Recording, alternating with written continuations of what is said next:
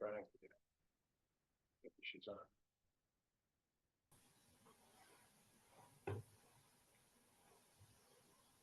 Hi, Stacy. Hi guys, can you hear me? We can. Excellent. I see you. Participants. He was under the participant. There's the attendee. Oh, No, it's true. Yes, Drew should be promoted. I don't know if we should allow her to talk.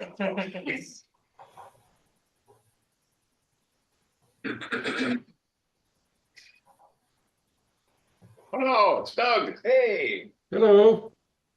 Hey. You had surgery yet, Doug? Oh, yeah. Oh, yes.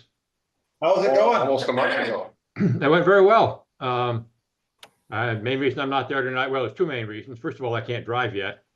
And second of all, I don't have an awful lot of stamina. But basically, I'm doing fine. That's great. Good to hear. That's great. That's great. Well, we have started recording. So we'll go ahead and start the meeting right now. As we often do, I'll call for any short reflection anybody's been thinking about over the last month and would like to share. I imagine Doug has some, but we don't want to get too much into reflection more than trees. Well, listen, I got something. This is, and we all knew it would come to this. I think as members of the tree board, I think we all knew at some point we would talk about the poem Trees by Joyce Kilmer. Didn't we all think eventually we would have to, that would come up as a reflection. So I was doing some research into Western illustrators for some strange reason. And one I was looking at turned out was the illustrator for Joyce Kilmer's book of poetry called Trees, in which that poem was featured. So I would like to just read it. But before I do that, I want just a little background on Joyce Kilmer. I feel really dumb because it turns out Joyce Kilmer is a man. And in my mind, and you people all knew that, I'm sure. Yep. But in my mind, it was like I pictured a woman when I thought of Joyce Kilmer, and lo and behold. Anyway, he was born in 1886 and he died in 1918. And the poem Trees was written in 1914. You're nodding like you know about the story. He attended Rutgers and Columbia University. He edited campus newspapers. He had one of his first jobs was with the company Funk and Wagnalls, and he worked as writing definitions for words at 5 cents a definition, which I guess was pretty good in those days. He also wrote for the New York Times. He published 4 books of poetry in the course of his life, and he and his wife had 5 children, 2 of whom died in childhood. So after the United States entered into First World War in 1917, he within a few days enlisted and into the New York National Guard, and he was deployed to France. And he was deployed as a statistician in the army. I don't know what he was keeping track of, but it's probably a lot of things that were of interest to the army in those days. He got tired of that job pretty quickly and asked to be transferred into an intelligence unit, which meant working with a small group of soldiers ahead of the advancing army to scout out enemy positions and understand what the opposition was going to be. And it was on one of those forays that he was killed in battle, the Second Battle of the Marne, in July of 1918 by a sniper bullet. He was leading a party that was interested in finding out the location of a machine gun. Should have stuck to statistics. You should have stuck to statistics. Probably a safer career path, but anyway, I didn't know that, so I thought it was kind of interesting. This guy. He also has a rest stop named after him on the New Jersey Turnpike. Is that right? His family was he was originally from New Jersey. Yeah, all the rest stops on the Turnpike are named after famous New Jerseyans. And New Jersey is where you hail from, right? Yeah, which is why I know that. Okay, good. Okay, so here's the poem.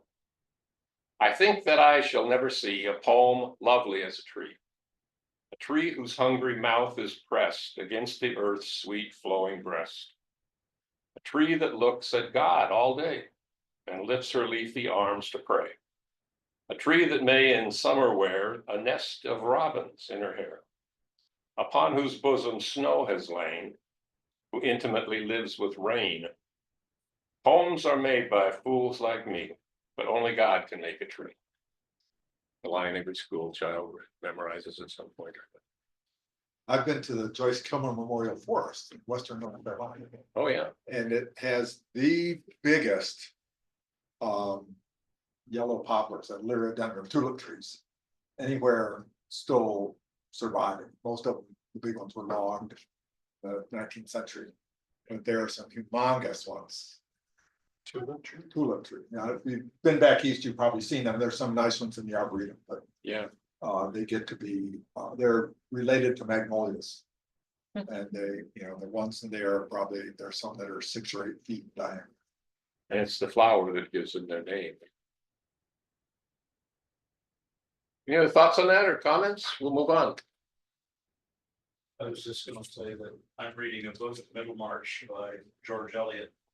Who was a monk. Yeah. Yes, I remember that too. We do have a visitor here, so we'll do quick introductions. Why don't you on the screen introduce yourselves first, starting with Stacy and then Doug and Drew. Hello, Go ahead, stranger. Stacey. Hi, stranger. I can't see your face actually. So no, hi. I am Stacy Spain. I've been on the board for a little over a year now, and have lived in Lake Forest Park for close to 7 years now. Anything else? Is that all you wanted to say, Yeah. Mark? Okay. Good, Perfect. thank you. Doug, I'm Doug Sprugel. I've been tree board member for, I don't know, 1 year less than Dick, however long that is. And I was chair up until last month. And as someone has said, I just had heart surgery about 3 weeks ago, but I'm recovering well and happy to be here. I'm very happy to be here, actually. yeah, really. Thank you. Drew, You're muted. She's not though.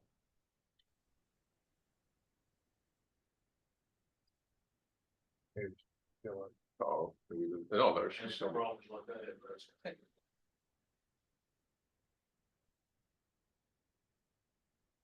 No, we can't quite hear you yet.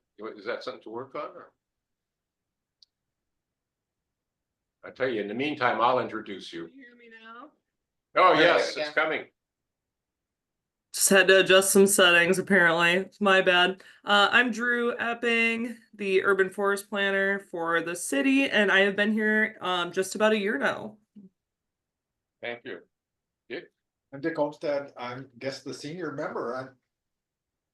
How many years? I had 5 years, and I had 1 more or something. You're finishing your second term next year. Yeah, are they 3-year terms? Is that- Yes. Yeah, okay, 5 years. Great. And I've lived in Lake Forest Park for 30 years. Richard Saunders, and this is my third meeting, I think. And so new member, and I've been in Lake Forest Park for longer than I want to say. Were you born here? I wasn't. I was born in Montreal, Oh, but my parents moved to Lake Forest Park, I think, when I was like around 1966. Oh, wow. I'm Victoria Kutas. I've been on the board for about a year along with Stacy. And as of this month, I'm vice chair. And I've been in Lake Forest Park for 10 years this month. great.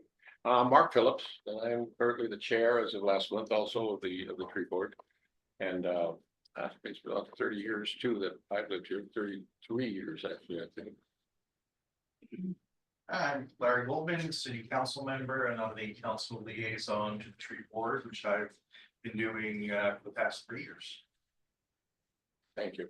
My name is Elizabeth Talavera, I'm the assistant planner, city of First Park. Jim, go ahead, say a word about yourself. And my name is James Mead. I've been Jim Mead. I've been here since 1990, so it's 35 years. Retired in 17, took over from Amy at the Gray School Park. So I'm the park steward there. And, been involved with stream keepers, Mark, back in the early aughts. And did that for a few years. I'm not on the board of the stewardship by choice, because I want to concentrate so much on the park. There's a lot of things going on. It's really evolving. So we've been through the restoration program with KCD. John Brew was my sidekick at Great Skull. So he's rowing the Colorado right now. So I thought I'd come in and he suggested I come in and just say, hey, so I want to see how things go. I just reviewed the tree walks and they look very dated. And there's some interesting trees that I know of that are not on there. So I'm just kind of. We may talk about that more, but they are in the process of being updated. Yeah. You know, with this room up here, Jim, if you wanna. So Jim, have you seen the two that have been updated and have photo illustrations downloadable on the? Well, I city just took website? off the website. Yeah. Yeah, there's only 4 tree walks and they're all down here in the lowlands. Yeah, so as far as new walks would be good to have. Yeah. Because, look, 28th, just going down 28th. Well, one is at the highest point in Lake Forest Park, right? One is what? At the highest. Well, point, that's actually. Horizon. Yeah. But it's the other end I of thought there town. was one there, yeah. Okay, Thank you. good. Glad you're here. We're gonna look at the agenda. Has people had a chance to look at it? Are there any comments or any thoughts about amending this agenda? If not, maybe somebody wants to motion for approval. Motion to approve the agenda as presented. In a second, please. I'll second. Thank you. All in favor? Aye. Aye. Any opposed? Okay, good. Thank you. We have minutes from our last meeting.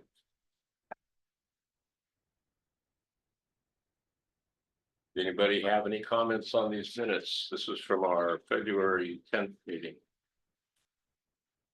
Any thoughts or any change? Verified? If not, is there a motion to approve? So We're all approved. over here. Thank you. Second. Second. Very good. Moved and seconded. All in favor? Aye. Opposed? Thank you. And thank you, Elizabeth.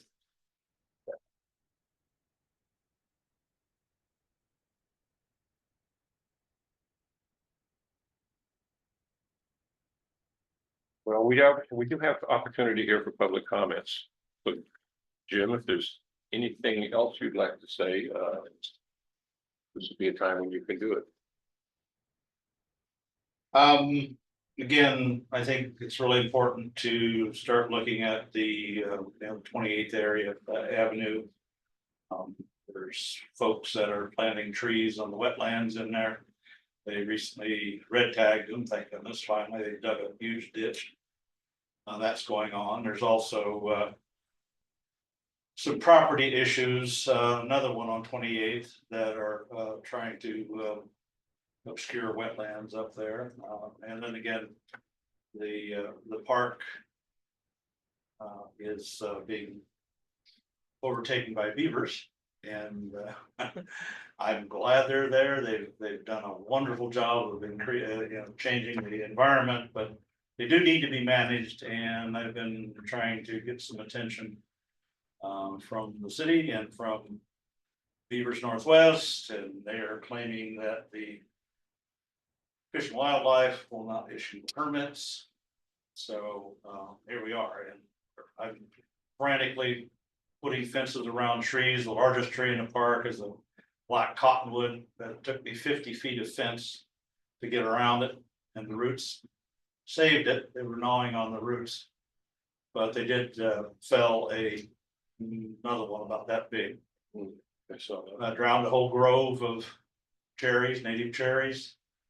And so I don't know, like I said, I'm glad they're there, but they need to be managed, and we need some attention up there.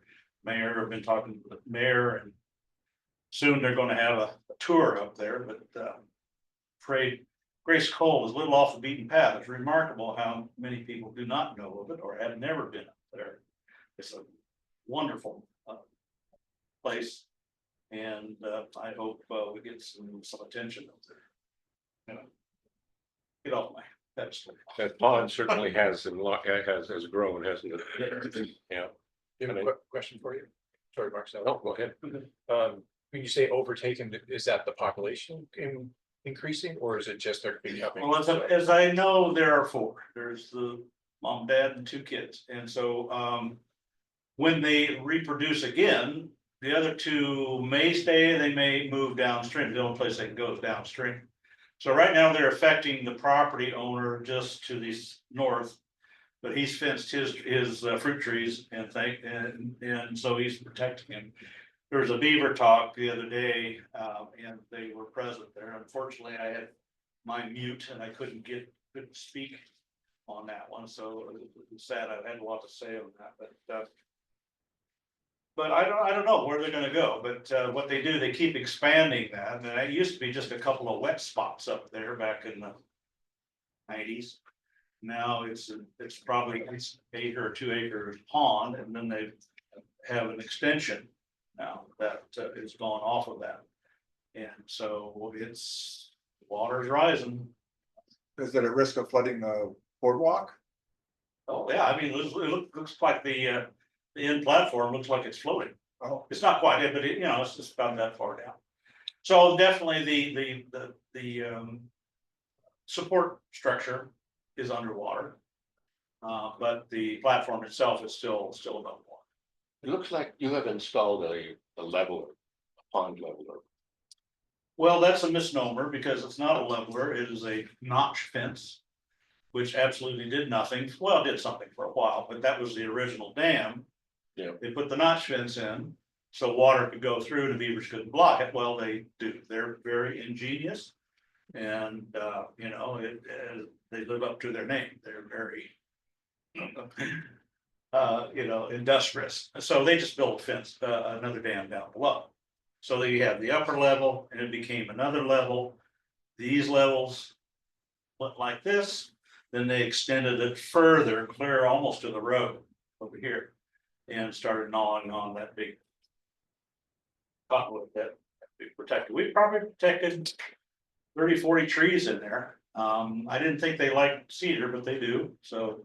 There's a lot of cedars that have been planted over the years from local residents, that are slowly taking over from the aspen, not the aspen, but the alder. And so the alders are falling left and right, but they're about 40 years old, so that's about mistaken if help me if I'm wrong, but that's about the lifespan of an alder.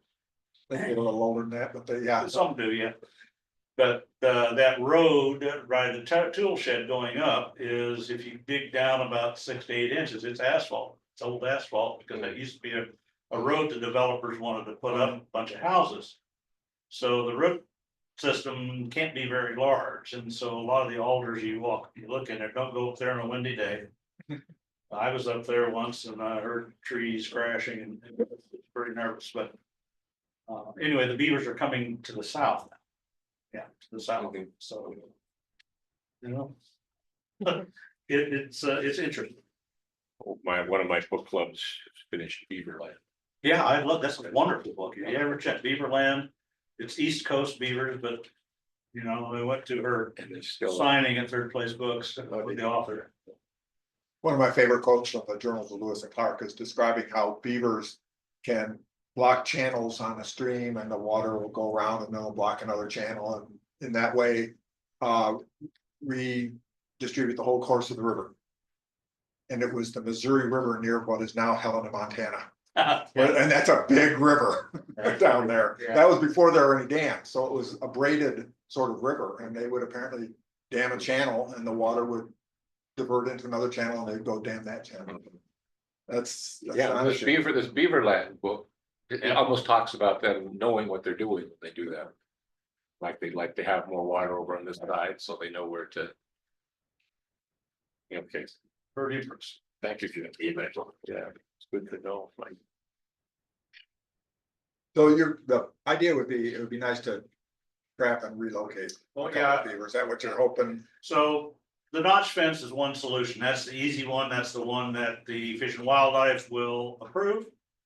The other type, which is being used up at the park up on South Everett, I always forget the name of that park right now, but it's it has the McCollum Park, thank you. They're using it because they have displays that have trap, you know, some fish and stuff like that, and the beavers got in there and they dammed up their whole system, so they had to be able to keep the level low, and so what they install is a pond leveler, which is essentially a pipe surrounded by a fence that you can raise and lower to keep it. You don't want to just drain it, you don't want to break the dam, because that affects everybody downstream, which has been affected. But you can slowly lower it and keep and knock the level down back to what you want to keep. Sort of like a standpipe so that it drains out. from Yeah, the you can go- Side of the pond somewhere. Yeah, some go over the dam. I think the best if you can get notch and kind of go through the dam. And then have the pipe run downstream where the beaver can't hear it so much, well, you can hear it or not, but. right, it's running But- water that. Yeah, drives but they it. can't plug it. That's the thing. But the notch fence, they plug. Really ingenious how they sticks through the wire. Amazing. I guess I'm wondering if this is really a tree board issue. It sounds more like something the Parks Board should be talking about. I mean, Okay, we are interested in trees, but this is in the middle of a park, and it's a park. Do we have much say over it? Well, probably not, but we are certainly able to weigh in if it's good to know what's going on up there. Jim But- mentioned there are trees that are. Do the beavers have a permit? If there are trees, I guess, that are being directly affected in a park, it may be more directly of concern to the Parks Board, but I think it's something we should know about too. Anyway. Okay, well, thank you. We want to turn to any reports or announcements that we have today. Councilmember Goldman sometimes has reports. I'll say this, that I did present to the council on the 27th, I think. The report that Doug and we pulled together, and then the work plan that we have, and I think it was pretty well received. Say so. Not a whole lot going on from city council. We did have our annual retreat last week where we kind of brainstorm our goals for the next 1 or 2 years. And stop me if I mentioned this at our last meeting. I'd say the big things we're working on are not directly related to the tree board, but focusing on just pedestrian mobility, sidewalks, safe routes, that sort of thing. And looking at middle housing, which we need to do by the end of June. But that's, those are sort of the two big things that council is interested in at the moment. Larry, the end of June, is that a state? Yes, state requirement. Basically, if we don't adopt middle housing by June 30th, then there's a model code from the state which comes into effect automatically. So it's in our interest to get our code up and running. That's currently going through the planning commission. Thanks. Okay, well, thank you. Anything else by way of announcements or I don't know if this is information? Eric's announcement or somewhere else in business, but I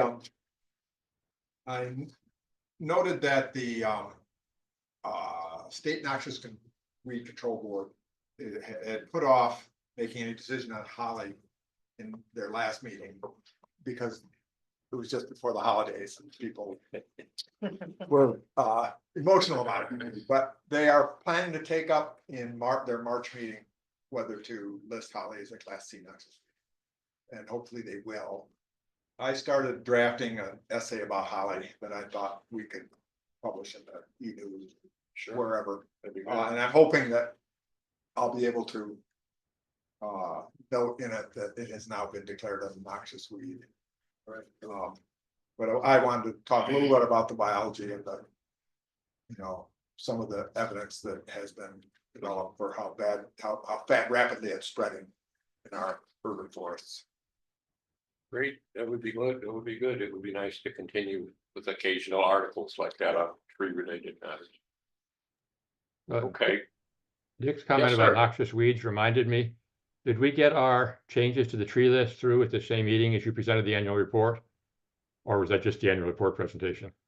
it was just annual report and Work work plan. plan. So we will probably touch on that in a few minutes. I think with exceptional trees. So let's move ahead. Then we got some old business, a couple of things we want to cover again, and because they're time limited, we're going to wrap them up, I think.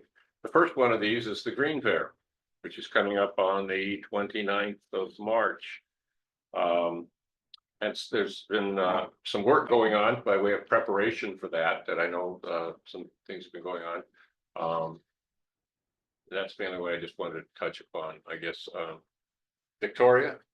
Yeah, pardon me, tickle in my throat. We've been looking at options for some kind of signage or table cover. Since we don't have anything official that says we are the tree board when we table. Options we're currently considering are either a like vinyl banner with grommets that can either be hung behind us in a booth or draped over the table. I haven't come up with a good way, a clean way to like hang it from a table. So my brain is stuck there. If anyone has a good way to do that for a vinyl banner that will look clean, we can go that direction. The other option is a custom either table runner or tablecloth. I've got a design I have worked at, a initial template of, I think I had asked if we have, I don't have a high quality logo from the city, but looking at just a fairly simple city logo, Lake Forest Park Tree Board. If anyone who is in the room can see, this is kind of what I'm thinking for just a simple table runner or tablecloth or banner of some kind. So we're working on that. Did you mention the option that you had? The table runner.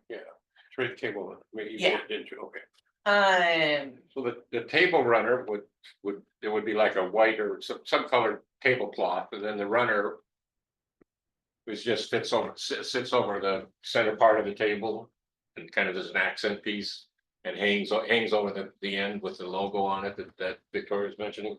So it gives you a lot of surface on the table, so you don't have to use masking tape and stuff like that, I suppose, to duct tape to make it stay in place. So yeah, we'd be looking at something similar to this little branded table runner. And then you can do just a brightly colored plain tablecloth under it. So that's feeling like probably the most versatile to me, that a runner, you can do any size table, drape it over, whatever, no matter where we end up tabling, since usually we're using tables provided by whatever event we're at. So we don't have a standard size that we're going with, and we often don't have like a tent that we can hang from in the back. So that's what I'm thinking for that. I'm also looking at, I designed some stickers that I was thinking about getting some stickers printed to give away at the event. Possibly either just as a giveaway, or if we want to do something like have some kind of trivia questions, answer a question, get candy or a sticker or something. We can do something like that. That would take a little more effort to come up with trivia, which I would ask for help with. I had one other thing. I was reviewing the forest management plan. And there was, I'm trying to find a question they had surveyed on and reported answers that I think would make a good question to ask, similar to what the there we go, what other groups have done. The Climate Action Committee has had like a poster board with a question, and you can answer the question with stickers or push pins or whatever, or write on it. They did the question on page 7 from the forest management plan was, which of the following values of trees are most important to you? wildlife habitat, erosion, stormwater control, carbon capture, temperature moderation, view screening, increased real estate, or none of the above. I'm just thinking that might be interesting information for us to get some updated data points on in terms of what are people most interested in when we talk about trees? What's most important to them about our trees in Lake Forest Park? So potential interactive thing for the Green Fair there as well, to put together a poster board with a question and have people rank with stickers or some other way. Could we have a little Thank you. handout that they can answer a few questions on and Okay. leave at the table? That'd be nice. That's another idea. Yeah, I had a couple ideas too, that I'll share quickly in terms of interaction, and then I know Richard's got some ideas too. But I was thinking maybe just a horizontal line on a flip chart. And the question, it would be a question, so there would be a question posed, and you ask people to put their dots where they feel. So like one question might be, where the heck did I work this out? Oh. It might have to do with people's perceptions of the tree ordinance or tree protection in Lake Forest Park. Too strict, just right, or not protective enough, and ask people to put a dot somewhere along that spectrum. That's maybe another way to come at it. Or another question might be, if we want to maybe get some feedback on exceptional trees, the question might have to do with something to the effect of the importance of large trees. How would you feel about the city adjusting the sizes of those trees, making it so that more large trees would be protected? You have to work out the wording, disagree, whatever the middle position would be, or strongly agree, something to that effect. Maybe get some feedback on how people's thinking about that specific thing that we've been working on and moving ahead on. So that's another kind of idea of how to go with that in terms of interaction. Now, Richard, you've done some work too, I know. Would you explain what you did? Well, we talked last time about kind of a fun educational tool. Might be like a little bit like trivia, but like two truths and a lie. So I just used some tools to generate a bunch of those, and I think they're fun. I can send a link around for everybody to look at it. But Mark did one like I have one that I'd like to. Why don't you share what you were thinking of? No, you go ahead. Huh? Okay. I do like this idea too. Okay, so here are the three statements. 1, Lake Forest Park has a tree board that helps monitor the health and management of the city's urban forest. 2, Lake Forest Park's community forest management plan considers a significant tree if it's 6 inches or larger in diameter. 3, tree removal permits in Lake Forest Park are only required for trees larger than 24 inches in diameter. Okay, so, okay, you're right. Good. So yeah, so the answer would be, so that will give you a chance to talk about a couple of things in those 3 statements and correct people's understanding if they think what's a significant tree. So that's just, there were 5 or 6 of these. Yeah, we had, so there's some around the tree board, around tree benefits, around the urban forest, and then the ordinance and management, and native trees. So, just, kind of like the example Mark was pretty classic, where you have, it's educational, people learn, you hope, and some of them you can have being funny. Mark, I don't think appreciated the little one. Share that one. Are you gonna share Lake that? Forest Park was certified as a community wildlife habitat city in 2007. Recognizing its efforts to create wildlife corridors. That's 1. 2, Lake Forest Park uses specially trained native Douglas squirrels, and then the Latin name, to help spread tree seeds throughout the city. And 3, Lake Forest Park has exceptional tree guidelines that protect native species like western red cedar and big leaf maple. Okay, Elizabeth, what do you think of that? What did we think of false on that one? I should have said beavers. Yeah, I like that one better than say the one, Mark, where you said the wrong answer was trees are only required. Permits only required to cut down trees over 24 inches. Yeah. If somebody were casually passing by and just read that without knowing the context, Uh-huh. they might walk away with a bad impression, Right. a misimpression that Right. would be. Any of these false answers could potentially be misleading, I guess. And we can definitely tweak them. I mean, Yeah. there were some, But I think it sounds fun too. I think people would like that sort of thing.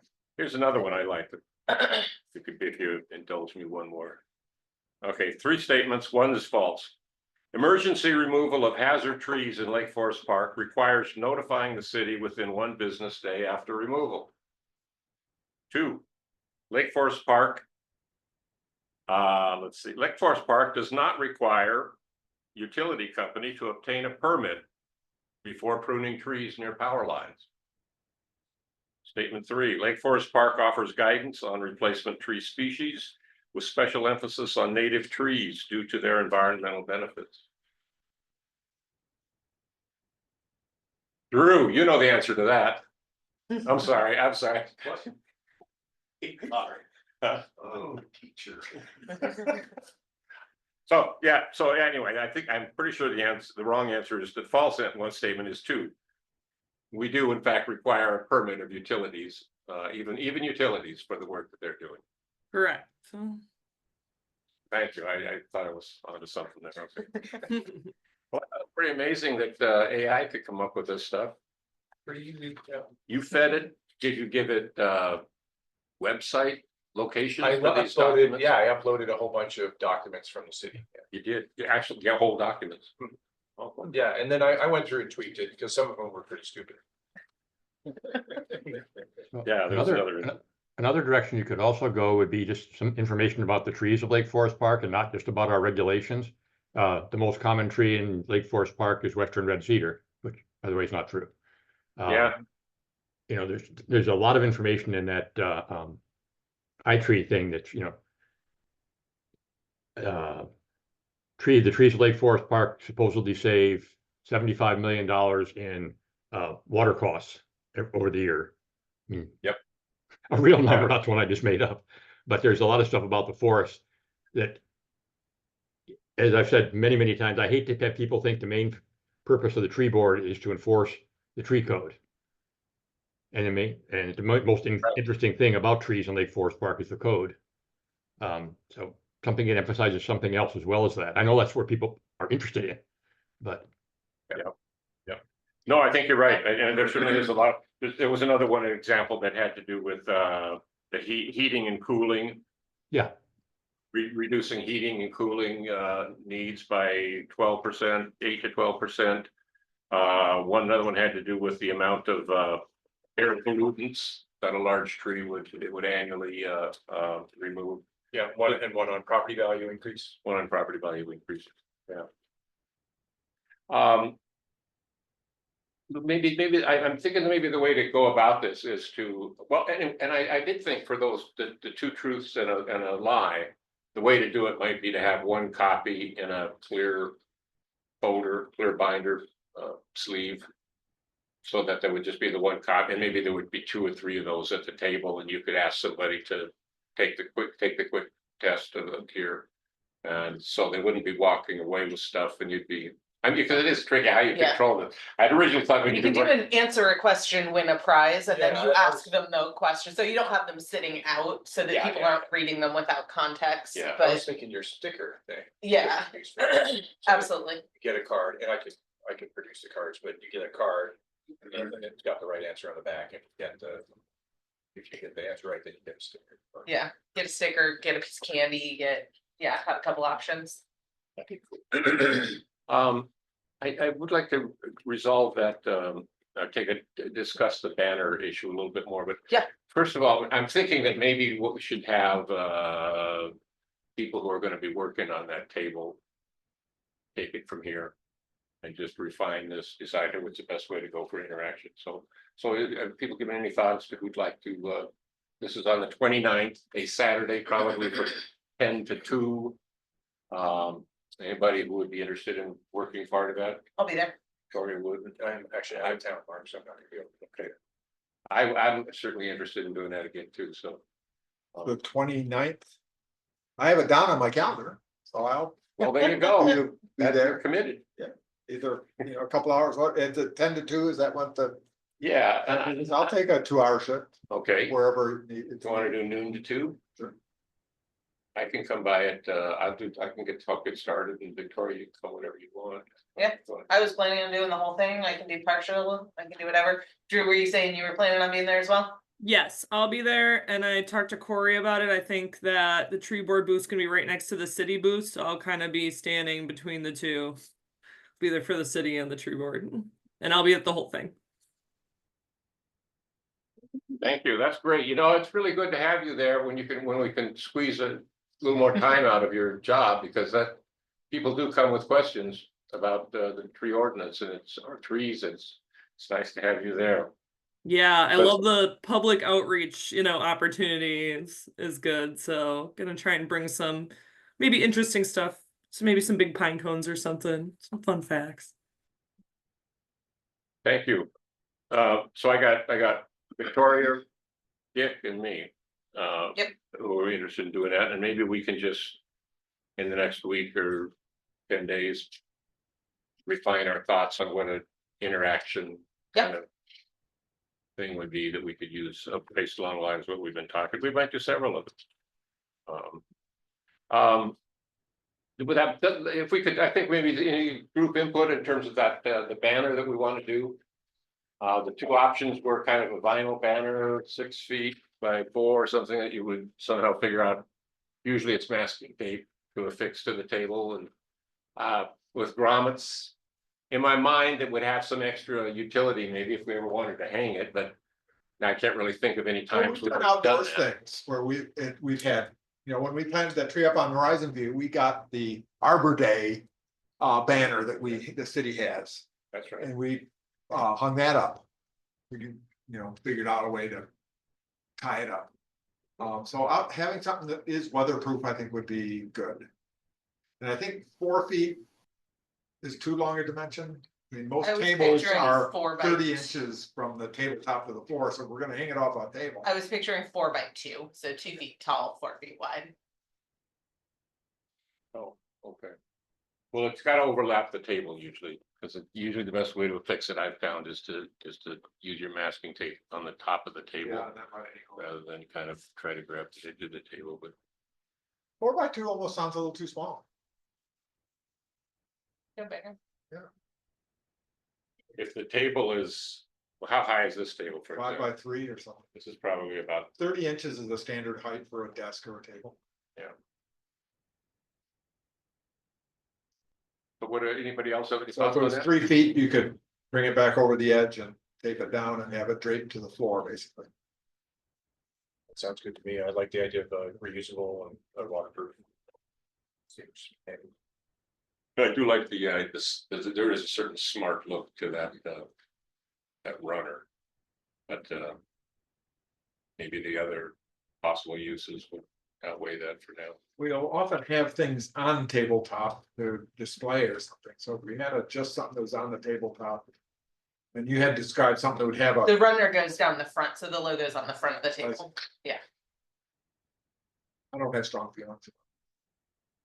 Make sure it's big enough that people see it. And I think as versatile as possible, so we can use it indoors or outdoors. Do you need any funds for this? People enjoy it?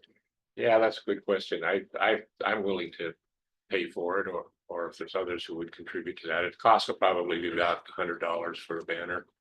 That seems to me the city ought to support us in that. Well, in a just world, that would probably be the case, and there may well be some funds available. I don't know. We can look at that, but I'd rather just see it get done. I would too, but maybe we could ask Elizabeth to see if you can find Yeah. funds for something. We did purchase something else, didn't we? We bought some things when we planted the trees. Yeah, We bought the trees and then some. compost or something to go with it, and we got reimbursed for that. That's right, that's right. So we can look into that, but in any event, I really. Maybe we bought those with a card. Drew went with us and she took a city card when we went out to pick up that stuff. So is that enough direction for us now? If the three of us may exchange emails or maybe even get together for coffee sometime in the next week or so and just Whatever. finalize the plans? For the Green Fair itself or for the flag, I think it's for banner. the Green Fair as a whole, but I don't know. I guess that what I'm hearing is maybe we should go with a vinyl banner. With I- around it. I kind of agree, Mark. Sorry. I don't know what your guys' table runner looks like, but if I think about the outside things that we do often, and also a vinyl banner will hold up hopefully longer. So yeah, that's just my 2 cents, and I'm willing to contribute if you need it as well. Oh, thank you. We'll see what funds the city might have. We'll get a good bid on it and find out what it would. Are you able to do that? Follow up on that? Yeah, absolutely. You know, it's probably the same dimensions as that Arbor Day banner. Yeah, I can look at it. Probably something like that. I think the logo is all I would need, and then I can send around a copy of what I'm looking at for a potential design if folks want to weigh in on a design. Is that a remote order or is it a local? I was looking at options just online for online. Yeah. So Elizabeth, you suppose you could see what is available in terms of the high quality Yeah, logo graphic that we could use? yeah, I'll get that to you by tomorrow or Friday. Awesome. Okay, So one thing to be a little careful of, I totally agree with Stacy and everybody else that something all weather would be nice, but taping to the top of a table is not really a very secure way to do it. So anything that makes it lighter is also a good thing. Yeah. I mean, unfortunately, you're pulling lengthwise on the tape. You can't see me, but I'm pulling lengthwise on the tape. And that's accidents happen when you do that. So heavyweight would probably not be a good idea, even though it might last longer. yeah, I don't know what different sizes or grades there are of that vinyl material, but I guess that's something to think about. Yes, sir. So we have a banner similar to what you're talking about for the stewardship. Is make sure you have grommets. So you could attach, I don't know whose tables you're using, but you could put a screw in the table that it with the special washers. I do that all the time, but yeah, certainly get a couple of grommets. And what we do, we have a rope that you can tie it to, and you can tie it back if you didn't want to do anything to the table, but yeah. Okay, when we get the grounds, we can figure that out, I guess. That's great. Okay. Actually, Well, that's- yeah, an option in that direction would be command hooks. They're quite sturdy and they hold a lot of weight. Just stick them on the top of the table, hook the banner to them, take them off. They're like suction. Yeah, basically, I'm not sure how they work. My wife puts them up all the time, but Victoria, you look like you know what they are. Yeah, they're a sticky tab. The tricky part is if we want to be able to use have a tablecloth and have the banner on the front, that wouldn't work. No, makes that's- any of the attachment points that much harder to sort out. You could still run a rope through it and then tie it underneath the table, Yeah, behind the legs, on the front. Yeah. It'll work. Okay, okay, Yeah. good. sort out an option. So yeah, I will look at banner options. I believe a vinyl banner will come in at a lower price point, most likely. So Let's see. Okay, well, good, thank you. I think it's worth spending a little time talking about that, because this will be something these things that we can use in the future too. So if that's enough direction for Green Fair, and I thank you for those ideas and for volunteering, you guys. The next thing on our old business is another event, the Arbor Day. And that is on Sunday, April 27th at Horizon View Park, beginning, we've said at 1 o'clock seems to be a time that's okay with people. I think we reported on this before. There's so the week started out as this was going to be an Arbor Day celebration, and Dick volunteered to lead tree walks. Essentially, I guess that same tree walk that's in the on the website, and to do a walk around the tree and point out trees and talk about the trees at Horizon View. And which I think is a very great thing to do. The Climate Action Committee was also had approached us about the possibility of doing something together for Arbor Day. So they're very enthusiastic about that. So they'll be willing to help us put this together. We see what it actually takes to do that. And then the Secret Garden Tour and plant sale people are interested in joining us for that. They have, the Secret Garden Tour every year raises money for art, public art in Lake Forest Park. And so every 4 or 5 years, they get enough money together that they commission a piece of art, usually a sculpture of some sort. And so they are ready, they're working on one right now. And they would like the opportunity to kind of preview that with people. So they'd like to join us. They'd like to, I don't know what they were thinking, a drawing or some kind of a rendition of what they have in mind for a sculpture. I think is where they're going in Horizon View. So they're interested, and suddenly it's becoming kind of a big event. And then the other day I met, at the council meeting, I met Tyler Dittman, who was the chair of the Parks Board. And he said that they were planning on, they were hoping to do something with on Arbor Day as well. And they'd be interested in participating. And so we're kind of assured a crowd already. Just from there's some 4 organizations that want to be a part of this. Whether we get any public or not. Yeah, so anyway, the rough timeline I think we were talking about would be to start at 1, have the art people do take half an hour if they need that much time to talk about what they're planning.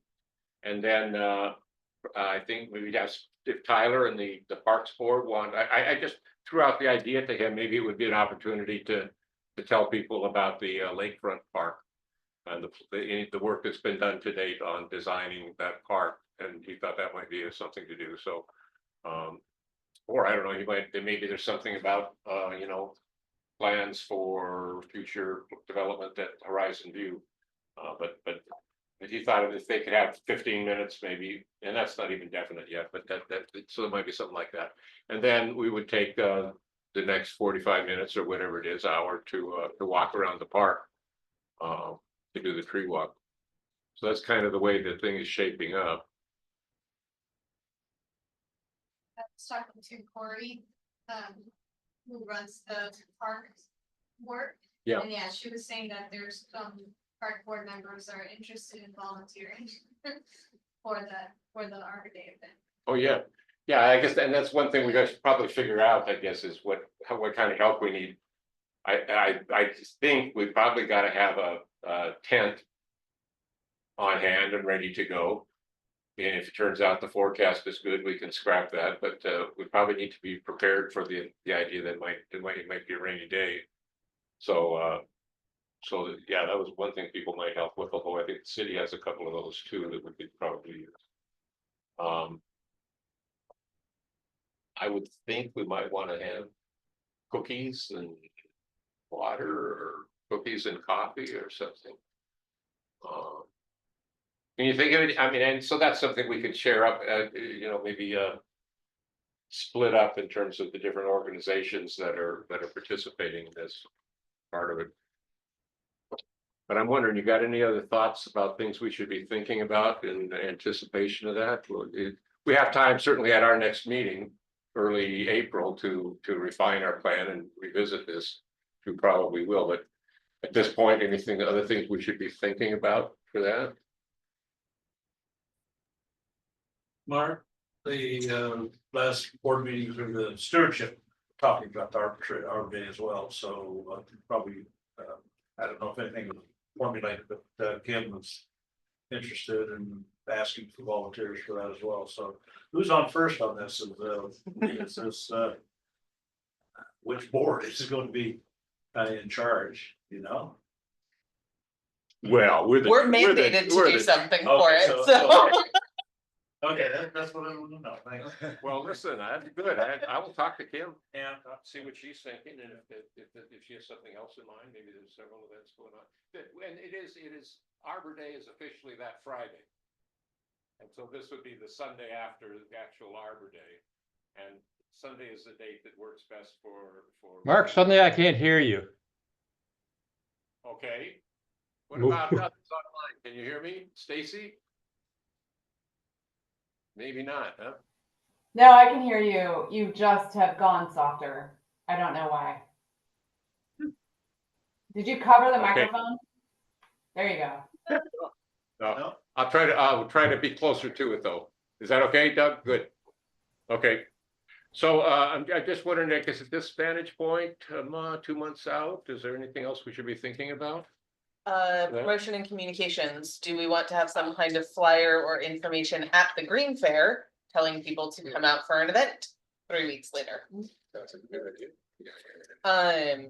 Since you're coordinating with folks, I am happy to make a flyer again, if you would like to get me a blurb of whatever it should say, time, date, what's the scope of the event for folks to expect.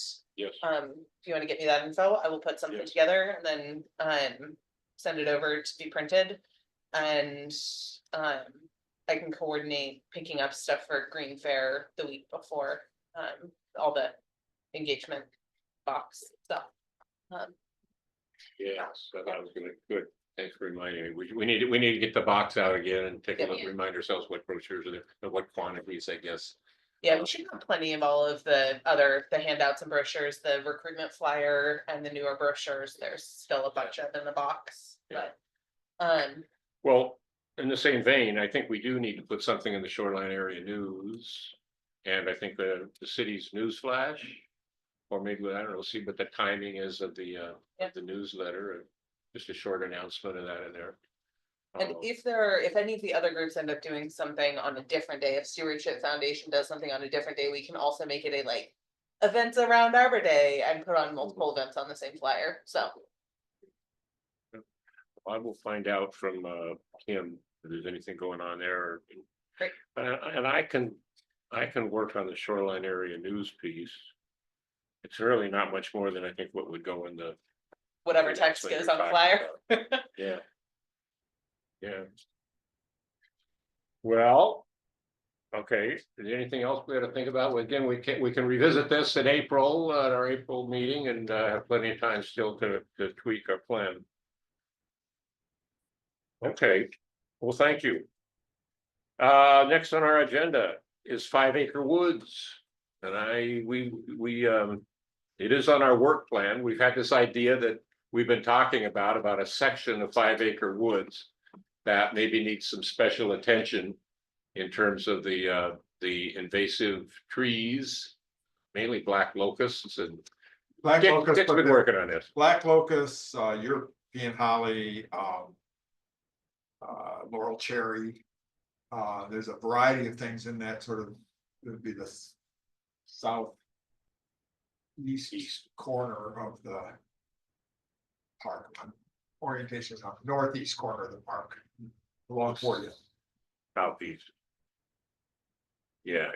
It's Southeast, Yeah. right, yeah. And yeah, I had a meeting with John Brew and with the person who is the head of the tree board, who happened to be at a work party in 5 Acre Woods when I made the arrangement to meet with them. Polly, But the Polly Saunders. Holly was there, but it was the person who is chair of the Parks Board, The Parks Board. Oh, maybe it was Tyler. Tyler, that's right. Okay. We're all there and everybody agreed it would be a great idea.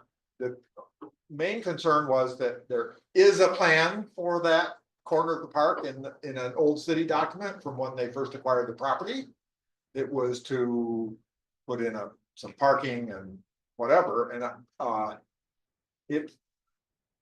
I think with the plan to acquire now the it's happened, it's not just a plan to acquire the additional property to the south. That maybe that would permit or require a change in plans with respect to what they're gonna do with that bit of the property there. I think it would be a great place to do an exercise where we go in, remove all of the invasive woody plants and ivy and do some nice replanting with natives. And Looks like there's a lot of rhododendrons in there, in there's that area too. Or Too laurel, much maybe they're rhododendron. laurels, I they're guess. laurels. Yeah, And they're, all of those things need to go. I mean, there's a couple of our native hazel in there, there's maybe a big leaf maple in there or something, but there's non-native cherry in there, there's a lot of stuff that's in there most of what's in there should go. And the people who are doing the volunteer work in there are doing a great job of getting ivy out, and a couple of years ago, they paid someone to come in and cut out some holly and laurel cherry and poison the stumps. And that was effective, but they didn't get into that area at all. And it would require having a professional crew come in to take those trees down, because some of them are quite big, some of those locusts. So it's not something that volunteers can do. I can give a bit of context about long-term planning. So the previous owner of the western area that the city just purchased has what's called a life estate that was negotiated with the city. Basically, she's entitled to stay in the house as long as she's alive. So any development won't happen until after she passes. That's the important way I'm saying it. I understand. There was some talk about maybe making that enhanced parking, and so leaving more trees and the rest of the thing, and the rest of the park. City's top priority though is the lakefront park. So I think there should be an expectation that whatever development eventually happens on the 5 Acre Woods expansion is not going to happen until after the lakefront park, because there's a shortfall for the lakefront park. All that being said, it feels like this is an area where the tree board and the parks board can collaborate on. Because it is in one of the city's parks. And if we can get external funding to pay for the work that needs to be done and volunteer labor to pull out the rest of the ivy and plant natives, it wouldn't necessarily cost the city. And I know part of what the Parks Board is gonna be working on is a new parks master plan. That's sort of like the overall roadmap for the city. What does the city want to see accomplished with parks over the next 5, 10 plus years? And so that is going to be happening, and so I would imagine that whatever the current plan is for 5 Acre Woods might change. Because that plan did not anticipate an annexation. I think that plan, my memory is it was pretty conceptual. It wasn't like, this is. I'm sure that the city felt like they had to have some concept in mind when they acquired the property. That's what they came up with. And I've talking to my wife, Dick, Polly says, as long as the coordination, like someone just said, is there, I think though, it's kind of up to what the team wants to do. Yeah. Well, I will try to reestablish contact with the people that I talked with them and see if we can get the ball rolling on putting together a plan of some sort. Maybe get Melissa to help us with who we would need to talk to in the city. Yeah. Find out what their constraints are. yeah, so I guess the question that Larry raises is, how much would we want to move into that before? Is there anything that might be done beforehand? If we could say that those locusts probably don't have a future in any event, in whatever plan emerges. Maybe there's some way that we could go ahead with some of that work. I mean, some of that work could go ahead earlier than what it might take to go to plan. On the other hand, maybe the parks people are thinking that the plan would not be too far in the future, and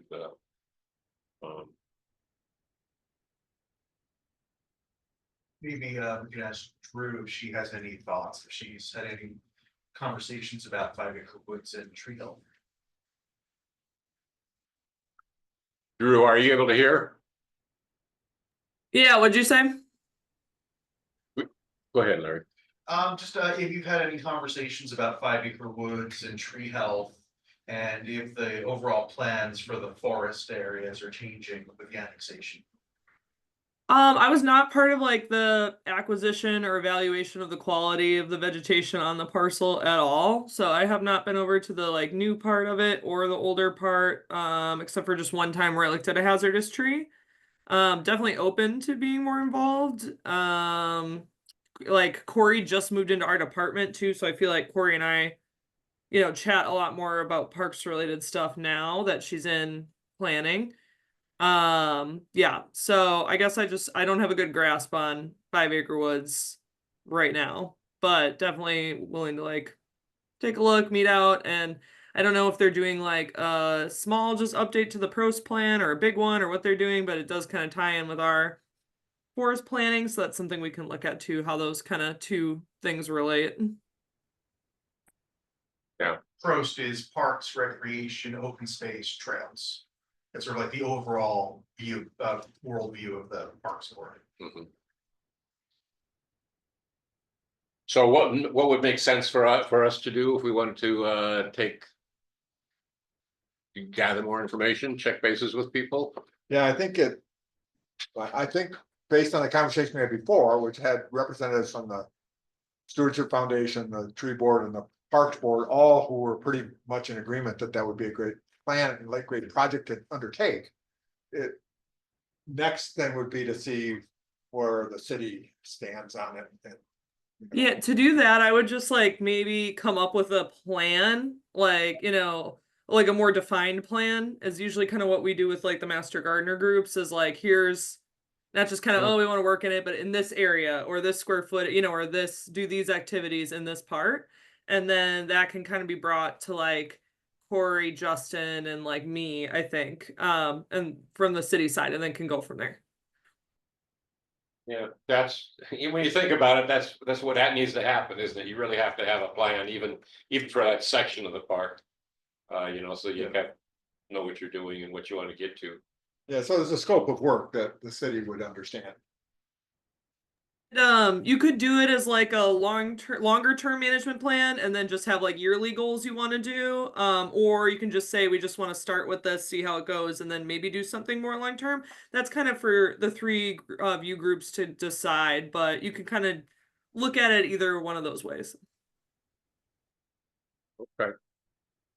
Well, it's not something we're gonna rush into, is it? It's you wouldn't want to rush into it, so we just gotta figure out what kind of constructive things we can do at this point without, trying to dominate the conversation or anything. But And Drew, I might get in touch with you about where we might look for funding, because you had sort of assessed what the options were out there for funding sources, and there's a little bit of a wetland in there, sort of along the side of the street. If you ever walk down into that part, it really is mucky. I don't know if that has if that opens up any possibilities for funding. I don't know if it's meets the standards for wetland or not. But once the invasive plants are removed from that corner of the park, there will not be much green on that in there. I mean, it is virtually completely invasive. So we'd have a open palette for what we could do with it. So I think in terms of. well, and that was I did get a chance last Saturday to walk it a little bit with Polly. Yeah. And then when she did mention she mentioned one possible concern was if we remove all that stuff, have we created a meadow? Do we want to have a meadow as a feature of that park, and or what kind of replanting would we do, at that stage? So it does require some thinking together. There's also some timing issues. I think you'd want to get as much of the understory stuff out before you took the trees over because as soon as you take the trees out, whatever's left is going to grow a whole lot faster. So that's the logical order to do things in is do the handwork on the ground. This may not be entirely reasonable. Do as much of the handwork on the ground before you hire somebody to come in and take out the trees, and then plan to do whatever replanting you're going to do as soon as possible afterwards, because you're not going to get all the stuff out of the ground. There's going to be root systems you can't get. Before it has too much chance to recover, get something else growing in there. Yeah, and I suspect that those locusts spread by root shoots and stuff, Oh, so. yeah. Removing the crowns, the above ground part, they may still need to do some sort of herbicide, inoculation of the stumps or something to kill the roots. Which if it's a wetland area becomes kind of complicated. So that's just something we're gonna have to look at. And then, if that's not formally delineated over there and rated, it's gonna depend on the type of size of the disturbance area you want to do associated with that, whether we would require a delineation to be done, and what kind of tools can be used, and just kind of that. So again, totally can help kind of like guide some of that just from a city review permitting perspective. But yeah, it's like it sucks because it's like, oh, tell us what we can do so we know how to write the plan, but also like if I don't see the plan, I can't tell you what you can and can't do. Like just classic circle problem. Drew, maybe you and I could walk that together sometime, just to it would only take a half an hour to go up and take a look at it. Yeah. And then just as another note for you guys, because I've talked about grant funding opportunities, is that there is a lot of uncertainty right now about funding for trees. A lot of the urban and community forestry funding has been through the IRA grants that were then subawarded to the state from the U.S. Forest Service and then out to smaller communities from there. That funding is currently frozen, with unknown what's happening with it. And so that includes our SFI grant that we got. And yeah, a lot of other money that's kind of been available for trees, that we thought. So there's definitely other avenues to go with and other things that are out there, but it went from there being a lot of opportunities, to right now there not being so many. And that's something that could change in the future here. It's a freeze right now, so we just don't really know, as many of you know what's going on. Yes, I do. So, last year, I guess the stewardship coordinated the King Conservation District, KCD.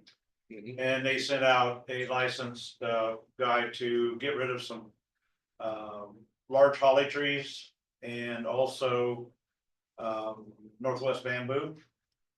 And they inject it through, 22 caliber shots. And no charge at all. They didn't charge. So if that's something that 5 Acre Woods might look into, I don't know if anybody's talked to KCD, but they are available to do that. Oh, yeah, they have funded other projects around Lake Forest Park, I know, but Yeah, I don't know whether they provide funding, or if you're saying that they actually provide the personnel and or at least contract to have it done. Huh? yeah. Actually, the KCD guy came out and did it himself. He's licensed. Yeah. That was for the bamboo removal, the injection. Well, he did the bamboo, but he also did a lot of the, like on the steep slopes, the big holly trees. Yeah. And Wilson laurels up at the top. So did a heck of a job. I was really surprised they got that out of there really quick. So that's an option. It's been a while since I've been over to 5 Acre Woods, but I do know they have bamboo. There's different type, but the holly trees and even the Locust. The locust might be something that you want to look at. Drew, a question for your professional expertise. How do the city, the county, and the state feel about invasive species in wetland areas? Generally, wetlands get a lot of protection. Generally, invasive species are supposed to be controlled. So how do those fit together in the state county regulations? Like what are you like asking in the context of like? Well, you're saying some of those trees in the invasive species are in wetlands. And I guess they aren't necessarily state invasive species though, like black locust. They just are in fact invasive. Oh yeah, and those are noxious, through the county. So you can remove them. Like we encourage that. They need to be replanted with native vegetation, and you can't use large equipment. And if you kind of use large equipment or like you're not replanting or there's any kind of regrading or development associated with it, that's where you start having to get permits. There's not a definitive threshold for disturbance limits if you're not using large equipment in our code. So that's something that like with the next critical areas ordinance update, we're going to try and add because it's kind of a gray area right now. But if you were like doing 5,000 square feet of disturbance or something like that, like that's something the city would want to review versus invasives, you know, if you're just like kind of here and there sporadically. Also, then if even if they're invasives, they're still trees, considered trees if they're over 6 inches in diameter. Yeah, so you know, and any number of invasive trees can be removed with a minor tree permit, but they still do need to be permitted. And that wet area that I was mentioning is actually right along 40th Place. It's almost seems to me that it exists because the street blocks drainage. And so that lower end of the park is wetter than it would be if the street weren't there. Yeah, there's a lot of like retention areas that turn into wetlands. But if it looks like a wetland and it has the right plants and it's functioning as one, like even if it was a man-made reason why it's there, it still then is considered a wetland. Okay. All right, well, thank you. So is there some additional? Yeah, I can make some legwork we notes can about do what to do next, and Yes, I see will what- get in touch with Tyler, Polly, and John, and we'll draw up a plan and work with Drew and Yeah, Elizabeth yeah. to try to get some feedback from the city. And Keeping I in will look mind- at that area on our recent permitting for any of the properties around there or just what's on file there and see if there is any delineation work that was done in the past like decade for that area, just so we kind of know. That'd be good. And keeping in mind, Councilmember Goldman's caution about, you know, primary emphasis to the city really being on lakefront at this point, and so we're kind of limited in the scope of how far ahead we can move in our thinking, but we certainly something we can do, some thinking we can be doing, and maybe there's the wherewithal through some other funding mechanisms or KCD to do something that we pretty sure would be the right direction for that part of the park. Okay, thank you all. We have next on our list, we got exceptional tree list. Now, in my mind, we got these two things we've been working on, the exceptional tree list and the general tree list. Probably others too. The general tree list, I think, is nailed down. Drew, is that your understanding? We really finished that, we approved it. You thought there might be some very minor tweaking you could do on it, and we said that'd be great, but it's ready to go, essentially. Yeah, the only thing we had discussed looking back at it was just with all the climate change element related stuff, potentially switching the drought tolerant column to climate tolerant or adding a climate tolerant one to it. But again, that's a very minor change, something that was just kind of brought up in a meeting a few ago that we don't have to do. But other than that, like all of the species, proofreading, you know, all of that, feel good about that and we're set there. But so the other thing is the exceptional tree list, which we wanted to take a minute to just. And I think it's also worth saying that the general tree list is not controversial. I don't think Yeah. anybody from the public or the city council is going to complain because we've added, I don't know, Acer platanoides to the. Well, you're right. Be a bad tree, but We did add that one new category, which We is but, trees you should not plant. but the city code already says we have that list. The city And code, it's- the city yeah. code said we had that list before we had it. So I don't know if that was ever part of any formal list or if that was in the arborist's mind as she works with people. I don't know, but somehow it got into it's municipal, it's it got a into the different- municipal code somehow. a new section from what's on the old version of the general tree list, so. Yeah. So I expect if there's anything controversial, I would think, and I don't expect that to be either, I think it makes sense, but that would be it. But exceptional trees. I don't have any stuff to work on tonight unless you brought anything or had anything you wanted to further on that, Drew, but we should understand. I think where we probably need to have that be on our agenda next time where we can come up, get back up to date on the work that was done. And be thinking between now and then about any final adjustments we might want to make, because there were still some things up in the air on that, as I recall.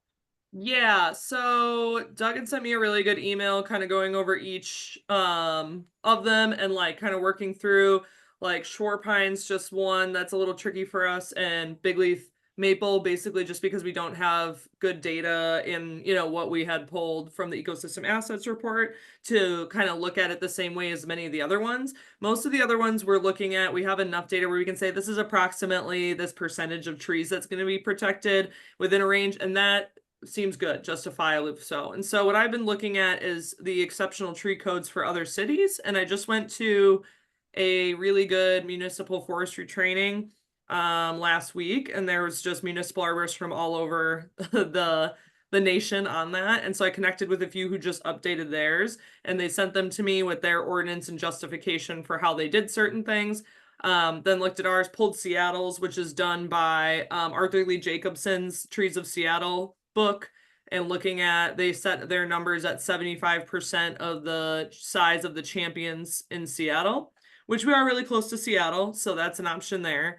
But yeah, so basically just kind of looking at the justification for mainly Shore Pine and Big Leaf Maple are the two we're really looking at.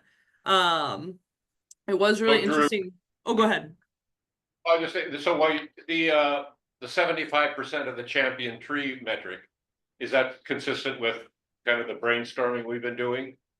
Yeah, so I don't have the exact numbers because they're only in the second edition of Arthur Lee Jacobson's book. I have the first. And so I ordered a copy of the second edition so I could see what those sizes are. And so that should get here the next day. I just got home from the airport an hour ago. It might even be here or an hour before this meeting. So I have to look. But I'm hoping that those kind of line up. And Seattle uses that. And their Big Leaf Maple is set at 30.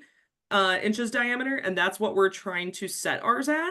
And so to me, I think they did pull that from Arthur Lee Jacobson sounding like, and that's what they cited as their source for determining that in their chart. So I'm hoping when I look in there that that will coincide with that and be good justification for that one, and we can look at what theirs is for Shore Pine.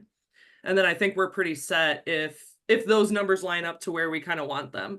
But Doug also just did pull like a weighted mean diameter based on the data we had, and ours kind of line up with that as well. So I think we're in good shape here and we have good justification, just kind of buttoning that up. So I think like that list, and then for each species, the justification is something that I can provide by the next meeting. April 2nd, I believe. I will not be at the April 2nd meeting though, because I will be in Europe. This front loading my year here. You just came back on the plane today, and then you're going to Europe. Yeah, well, this week was a about? funeral, so that was a little unexpected. Yeah. But You yeah. think you can provide us with something in the meantime then that we could have a meaningful discussion on the 2nd? I think so, yes.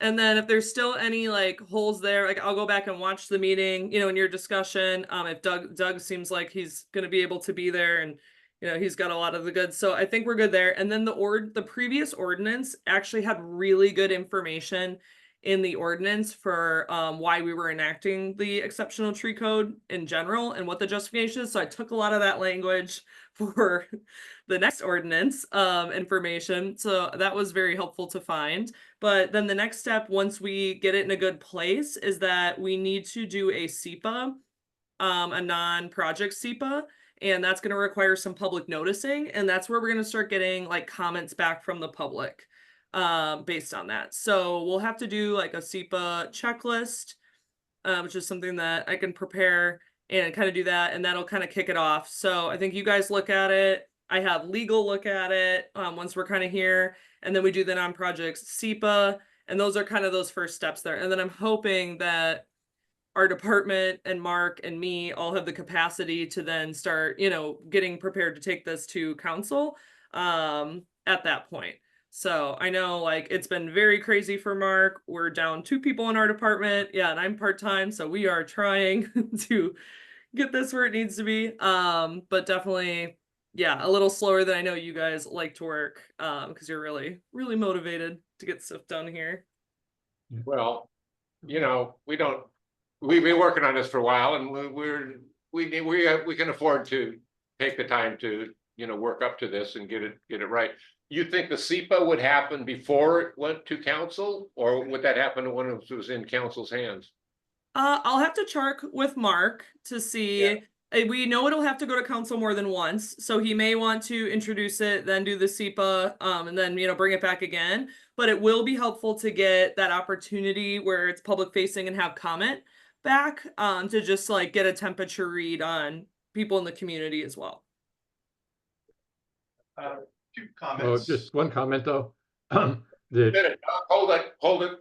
Larry was starting to talk. oh, sorry. I noticed that our screen, we can't see our own screen. Can you see the video of this room? Yes. Okay.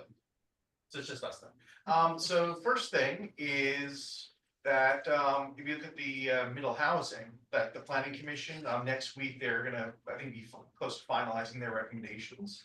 At that point, Mark is gonna be sending that to Commerce to start their review, because their review takes a couple of months. And so these can happen in parallel, well, where they'll send the almost complete first draft to Department of Commerce for their review, and then at the same time, send it to council for our review.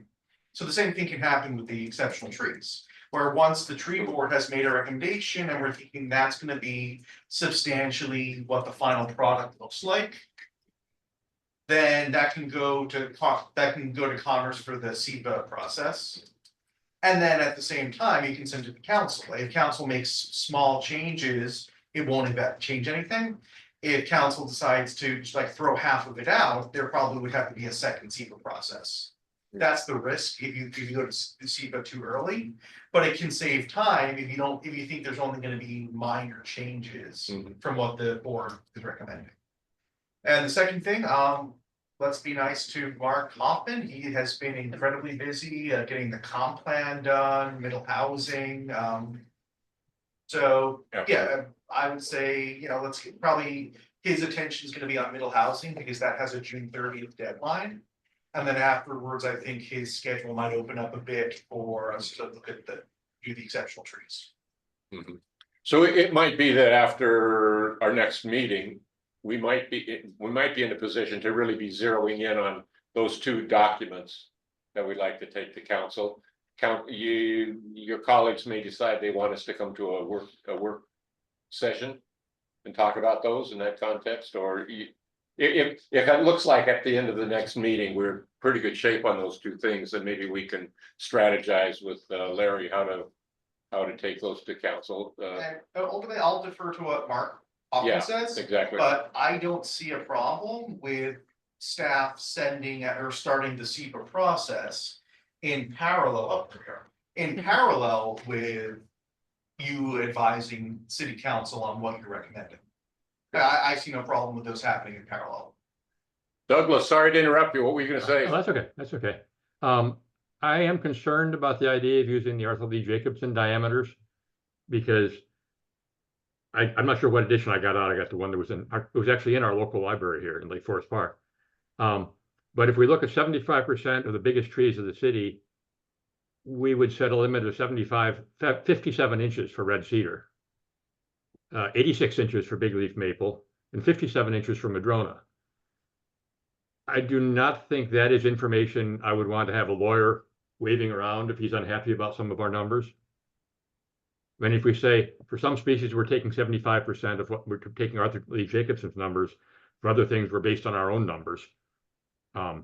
Yeah, but I somebody's gonna think point we're out the using huge our own difference. numbers and then looking to fill in the gaps where we don't have our own numbers with supplementary information that makes sense for the local area.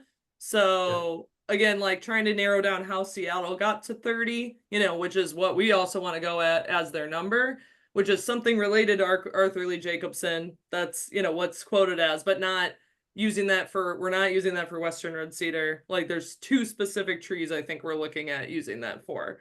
Or some form of that for big leaf maple and for shore pine. And again, I think that's fine to just use it for some of them because it's the ones we're kind of more lacking data in. And also that's the whole point of not, I don't know, like tailoring things specifically, I think is what we were asked to do, right?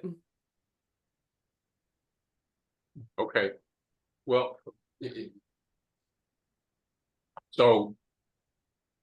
We're gonna have a discussion on this on April the 2nd, and hopefully if you, Drew, if you are able to.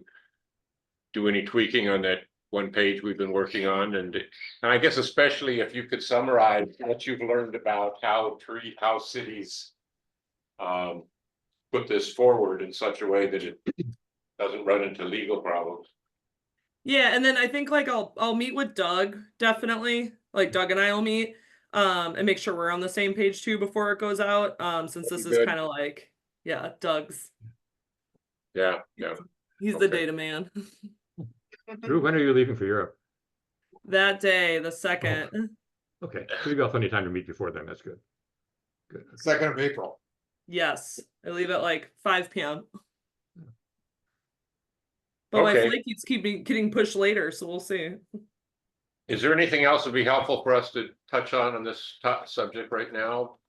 It's like we're kind of like setting up this April 2nd meeting is hopefully moving us pretty close to where we want to be on that statement. So that'd be good. Doug, we may look to you to kind of lead that discussion. If that would be okay. Did we Oh, just you're lose? muted. Just muted. Yeah, as sort of deep background, the problem is that exceptional, we're trying to make something that lawyers could defend in court, and that's the basic purpose of all this. An exceptional, as far as I know, is not a legal term.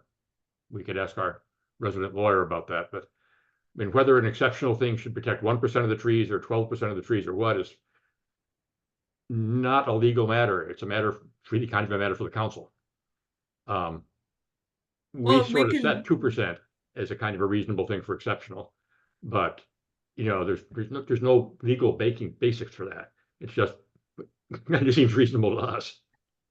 Yeah, but I mean, if we put it in our code that's how exceptional trees are defined, and that's how we're defining them is by one of these criteria, or this way, like, and that's in the code. Yeah. That I think there's no problem there. I know one of the people I was talking with at the forestry training is the head code compliance arborist for Washington, D.C.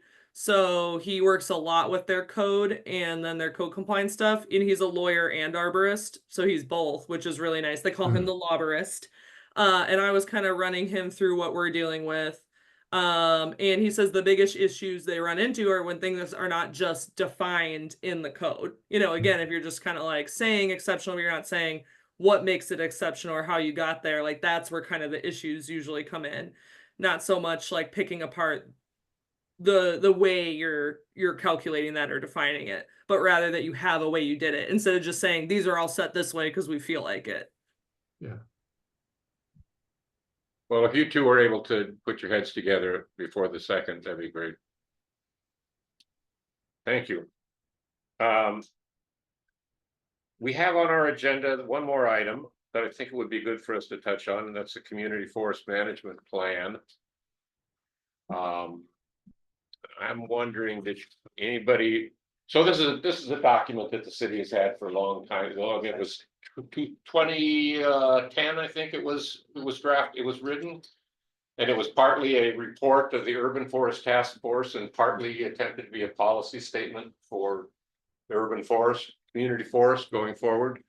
And so it needs to be updated. I think it's pretty clear, partly because it doesn't need to be a report anymore, and partly because it's 15 years old and it would benefit by some updating. It is a major document for our city.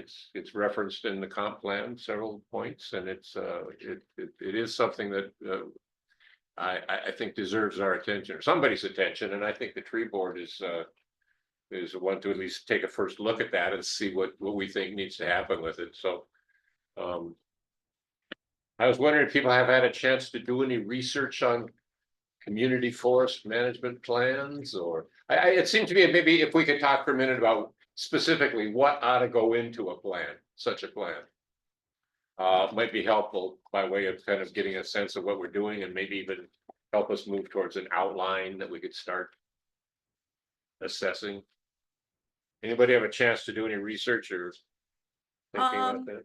I mean, that was a huge part of like my training as an urban forester and what urban foresters typically are doing at cities and consultants. So I guess like my first question is for the couple of people in the room that were part of the urban forest task force, Mark and Richard. Was there a consultant involved with developing this original plan? Yes, there was.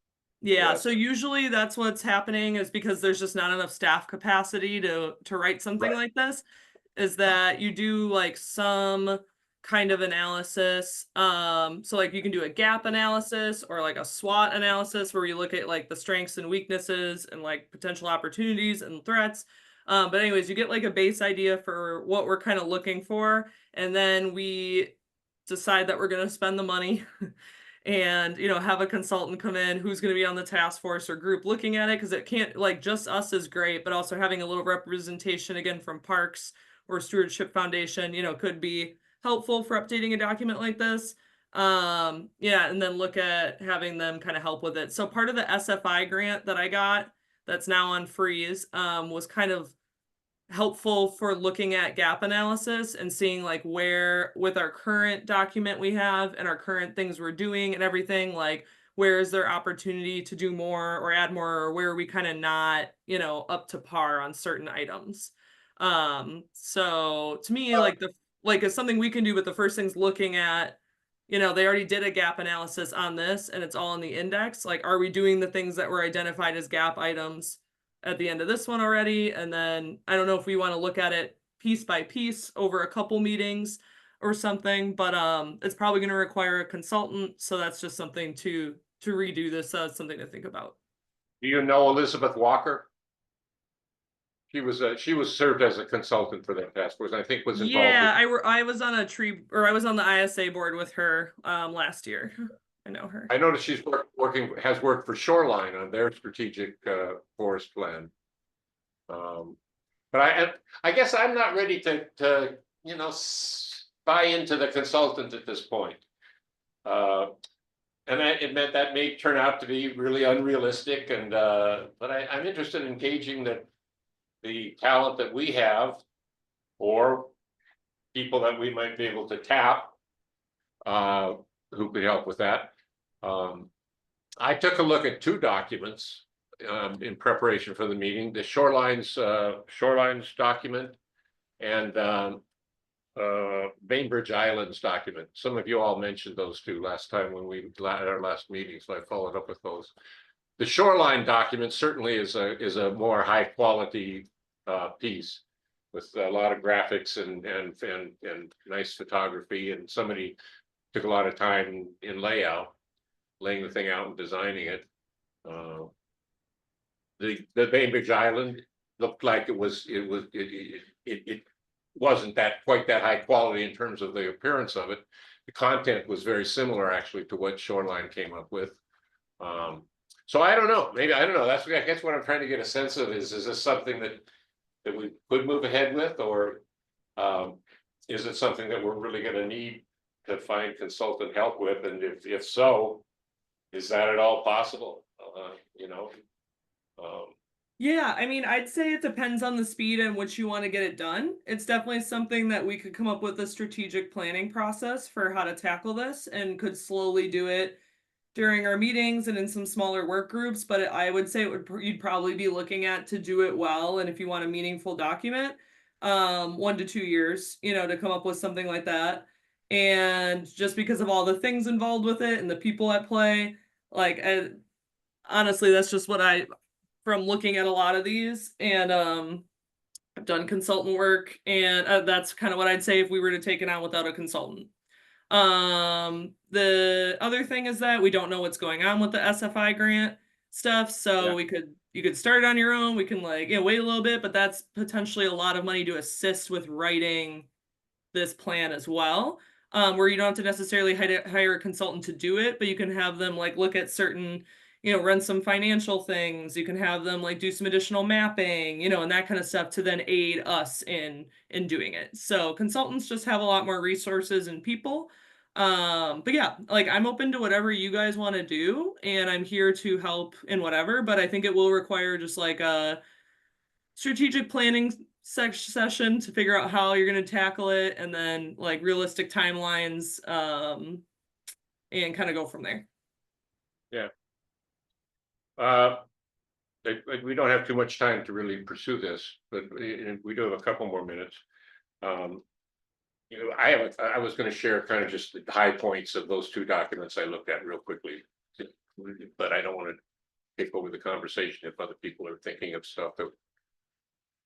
I'd just like to chime in and say, I'm on game for, you know, working on it as within this group, you know, if we got, you know, kind of, outline or, you know, best practice from Drew about what she knows about community forest management plans. I think there's a lot of information out there that we can use to kind of, you know, get a sense of what should be in there and what's missing. Yeah. And I think there's a lot of analysis that we could do about, you know, like context, like what are the things in our comp plan that are applicable to the forest management plan? What are local, you know, King County and Washington? You know, there's my limited understanding is that there's, you know, acts at the state level. Larry, you pointed out last time that there's a King County 30-year plan for trees. So there's lots of contextual information to frame, you know, what we need to consider, you know, that's going to drive what's in the plan, I think, or what could be the plan. So I'm just giving a thumbs up to, you know, not waiting, and not being unrealistic, to Drew's point.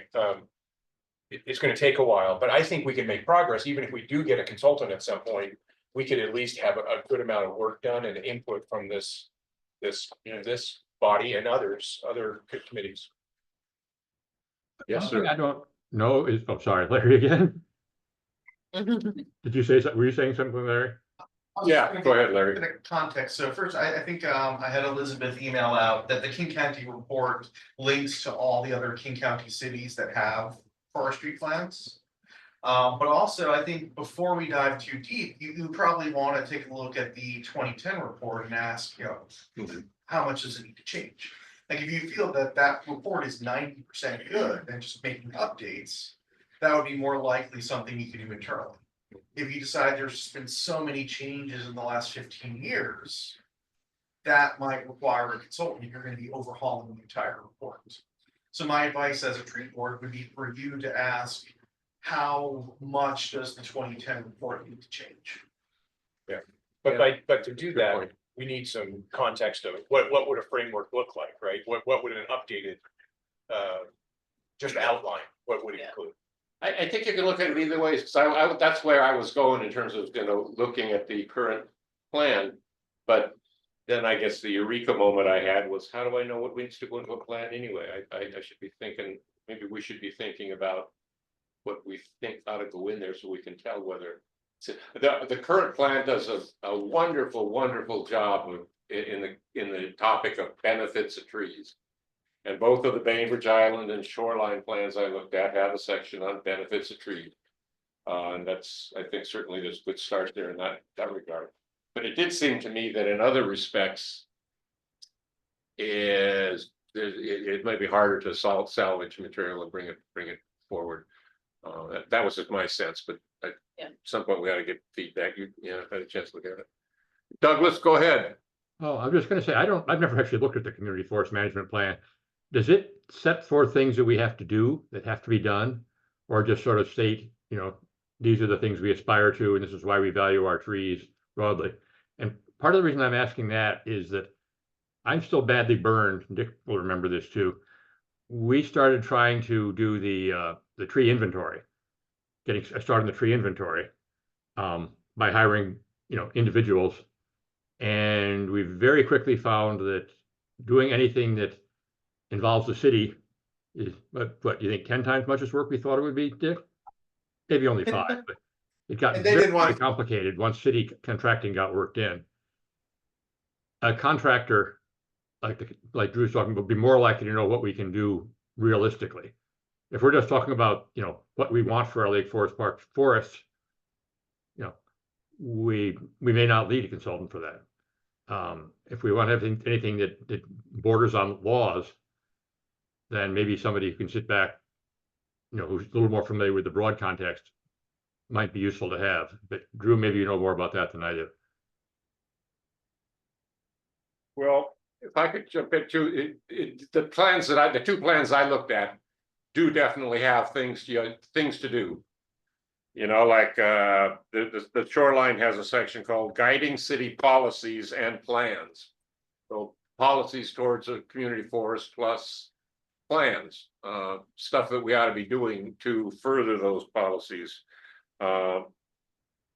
Strategies, they list the strategies and it's summarized in one page. Some of them are pretty simple, some of them are more, are larger kind of items. In the Bainbridge Island one, they have a gap analysis, as Drew mentioned. And they have future policies and future actions that they also try to, and that their plan is 2006, so it's quite dated as well. But then they also have something called the Community Forest Work Plan. So there is a kind of a mix of policies and strategies, things that we should be doing. Another one from the shoreline plan was develop a management plan for city-owned trees, the part of the forest that's city-owned. And then, I guess pieces of that, maybe a whole plan already exists in our public works department in terms of how they maintain the trees in the parks. Anyway, I guess I'm not quite sure how we should go on it. I kind of think it'd be good for us to move ahead until we, to see. And I don't think we need to feel that there's a real urgency to it either. But I think we should, like it might be that at our next meeting, we could have a kind of a draft of what an outline might look like based on input from some of these other plans and based on what's in our current plan. Maybe we can pull together a draft outline. You had a chance to look at our plan. I have some thoughts. I saw Drew unmuted though. Did you have something you were going to chime in? Oh no, I'm just here. 'Cause I'm lazy about muting and unmuting. If I just got off the plane an hour ago, I'm not sure I'd be in a meeting, Drew. I don't know. Well, I missed you guys. I wasn't here last meeting. I have similar questions. So I read through the first 40 pages or so of it. I didn't get through all the indices. But I think my biggest question is kind of what you're referencing of this feels very point in time to me. It is an analysis of where the city was at when it was written. And I haven't looked at any other cities. So my biggest question is like, as a general document, typically, should we be shooting for this is where the city is, or is this expected to be something that is kind of evergreen and should be more, I don't know, broad, less specific, more broad? It seems to me like it would be a good place to pull together all of the references to trees in all of the other places so that it is a common point to see, like, where do you look in the comp plan or code or other things for things about trees and for urban forest. But I don't know if that's generally how these are used or written. So not having read any other ones, that's where my brain's at. Yeah, I mean, there's definitely like a rough template for this kind of stuff, but it is really tailored to the needs of your community, and that is the tough part about having a consultant come in, is that they're not in the community, and so you really have to, if you're going to engage one, really know what you want to get out of that experience by hiring the consultant, or say like, these are our main things, and already kind of have a plan. Because I think it really sucks for some smaller cities, like when Bainbridge wrote that plan, they didn't have a city arborist yet. When this community forestry plan went in, there was no city arborist yet, or tree board, I think, right? So, Yeah, The both of so- like we should update from these are proposed position. But we do have a lot of stuff kicking around that I think is appropriate to such a plan, like an assessment of the current state of our community forest. We've got good data, recent data on that we could pull into, incorporate in that. We got good statements of benefits. We got that. We know what the guiding policies are that bear upon this matter, the comp plan and the 100-year legacy and the parks plan, I suppose, and other things. yeah, that'd be a great part of like resource evaluation, and then finding a way to do some community engagement around this, like too, asking people like, yeah, I think there's some data in there already, but like, what's most important to you? I think wildlife preservation was like the top one, if I remember from that last plan, and so that was really cool to see that that's important to people. And so that kind of fits in also with like our natives that we're trying to, put on the exceptional tree list, and, it kind of filters into like the other work we do. And then just the why and how of what we're doing, and maybe setting some other goals and objectives. And we can also mention the history and background in there. And we're getting a stormwater. There's so much stuff. Yeah, that's the problem. We're getting a stormwater person now in public works. That's a great opportunity for trees and stormwater infrastructure, which again, there's a lot of opportunity there for creating new spaces for trees on city property. So yeah, that's the hard thing to just kind of put a box around it. But starting with an evaluation of where that plan's at and where we currently want to be, where that is maybe a good idea. So we need to wrap this up. I think we need to wrap up our meeting in a second here too. But the reasonable next steps we might do on this item. I mean, on the one hand too, I think we got to be a little bit careful because we don't want to become where this is the major. I don't know, the major task for the next year for us to be working on. I think that would probably be. Somehow we got to make it a manageable kind of thing to do, but are there reasonable next steps? So for the next meeting or the next meeting after that would help us move along? I'd say if everyone could just get a bit like a look over, and if you just kind of search for key terms too, you don't have to read all of it. Some of it's about how city processes work, and that's not going to be as much you guys like. It's more so the education management. If you search the word tree board, wherever that comes up, and it tells you what the tree board's kind of supposed to be doing. And then the end appendices are the gap analysis that they did. So that's a good one too, to say like, here's where they thought things kind of needed to be improved at that time. And we can kind of see where we're at on those items as well now. Yeah, Jack, I would kind of like to take a crack at a really simple draft agenda. I mean, not agenda, I mean an outline for that document, just pulling together some of those pieces I've seen from some of those other plans. And if other people are taking a look at some of those plans, you have some way of pushing back or evaluating a draft agenda, a draft outline. Mark, I would be willing to, if you came up with a draft, to review it. Input. That'd be great. That'd be great. Thank you. I just want to say, I think what Drew's been saying is really, really right on. A single document that kind of synthesizes all the stuff we've got floating around, the tree report, the laws, Yeah, and everything else. Something sort of one-stop shopping for learning about our trees. So I think a document like that could be incredibly useful. yeah. Well, it's a convey that information, and I noticed some of those plans actually put the more tabular, detailed information into those appendices. Mhm. But I think it also is a guiding document. So it's visionary, it's aspirational, it's as well as pulling together the known universe, so to speak. Maya, Anyway. just one other comment on resources and documents we currently have informing that document is that we are on the list this year to get the canopy stuff done through King County. So we'll have like that updated canopy data, which I think would be really helpful for this as well. And then the one other thing we could discuss is doing some other tree inventory related work. If we wanted to get a better idea of what trees are on city-owned property, we could do something like Street Smart, which is essentially, we'd have to get a cost estimate, see, if it's even worth spending the money, where they drive, it's a vehicle basically that drives around and it IDs all of the trees and diameters, and condition pretty much of all the trees within like the scope of where it is. So that can drive down, look at our right-of-way trees, go to our parks, and stuff like that. And we could potentially get a more thorough inventory of city related trees if we thought it would be really helpful for informing this plan. So that's kind of the just other thing to look at is there any other information that we're missing that we, other than what we currently have that would be helpful for developing this plan? Yeah, good. I have one other question. Do we need to keep in mind, this pulls together information from a bunch of other places and references other reports and whatnot? Are there places in city documentation that reference this, that if we are updating this, we are going to also need to look at making sure we update other things that reference this?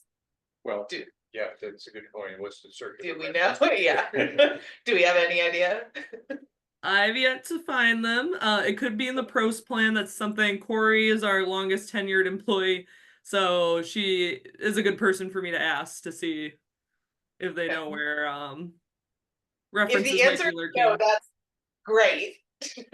But I know there is a tendency to have circular references and things, so. okay, thank you all. Well, just a quickly, what are the to-dos that we got going on here, just before we wrap up this meeting? I'm gonna try to get the next move on 5 Acre Woods. Excellent, yeah, Sorry, that's right. I know I was gonna talk to Kim Josund about participation in Arbor Day, and also I was gonna talk to her about 5 Acre Woods, and as president of the Stewardship Foundation, which idea she might have in terms of where we might look if we do need funding, et cetera. I was gonna work with Richard on a draft outline for the community forest management plan. Some of us are gonna I'll send out a note initiating a conversation about finalizing the stuff for the Green Fair. Interactive pieces for Green Fair. You're gonna get me a blurb for Arbor Day to make a flyer for Green Fair. Yes, okay. And then I sent you all, while we were chatting, an email with some proposed designs for the banner and for some stickers. If you have thoughts or opinions Already on responded. aesthetics, let me know. Do not reply all. We're not allowed to. And then I'm hoping to get those ordered in the next week or so. To get all the materials for Green Fair together. Excellent, okay, great. Drew took on a heavy load of kind of work pulling together some stuff, I guess, along with Doug, to set us up for that discussion of exceptional trees on our next meeting, the 2nd. And I just wanted to know, Stacy, would you like to join that discussion? So see if you think what our thoughts might sound like to a lawyer. Happy to join for sure. I on April 2nd, I'll be traveling, but I believe that I'll still be able to join the meeting. I'll be on the East Coast though, so it will be a little bit late. Maybe I'll just join for an hour. Well, I'm thinking more when Drew and I get together. If you could join Yeah. at the city hall or something. Just For sort of sure. have a legal brain thinking of our sort of biological brains. For sure. To And help with that. yeah, So go ahead. I was just going to say, Mark and Richard, if you guys need help with the outline and you need a third brain on this community management or community forest plan, happy to jump in on that as well. Excellent, thank you. And just one final thing, I looked at the stuff Victoria sent out, and for some reason I really like the bottom one, the one that has a little oval with trees in it and LFP. I don't know why, I like it. I mean, they're all fine, but I like that one a lot. My suggestion was we should say tree board on On the stickers? there. Yeah, I can do a tree board one. Yeah, we're the one giving it out, right? It's like, For the next agenda on April 2nd, I got exceptional trees. We'll probably have some tweaking of the Arbor Day, some working on that, reporting of where we are on the Arbor Day. I might work on that Ilex Holly essay before that, because I was just looking at Noxious Weed Board is acting on that on March 11th, which is just next week. So So you might have something to share with us on that? yeah, maybe before that by email. It would be nice to Are you off, Larry? see Larry. Thank you. It would be nice to get something out right around the time the state acts on it, especially if they act to make it a noxious weed. Okay, that would That's be the great. agenda That would be great. We'll have that on the agenda. Can we talk to my contact KCD? Yes, please. Sure, that'd be great, Jim. There to do this. Down here.